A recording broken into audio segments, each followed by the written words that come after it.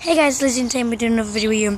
There was this, I was playing with Oscar and Alex, these little boys, and then they said, Oscar went, oh, there's a little bird. And I went, oh, and then it was like, my mum says it's a baby, and it must have fallen out of a tree, but it was on the middle of the road. There was no trees in sight. Go on the floor then, go on. It was really, really friendly. Look, I can pet him, and I can pick him up. He's so friendly, so cute. And we can't leave him alone, obviously, because we've got so many cats, says Tail. There's so many cats around the island, so we've got one and all.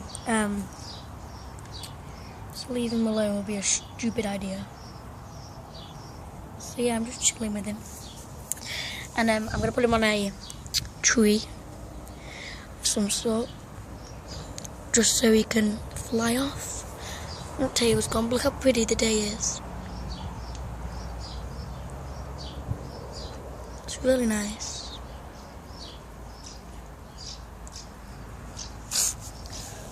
All these little baby things. Yeah. It's chirping, it's chirping, it's chirping. I want him to chirp. See you guys. Bye. I'm gonna let him free. Bye.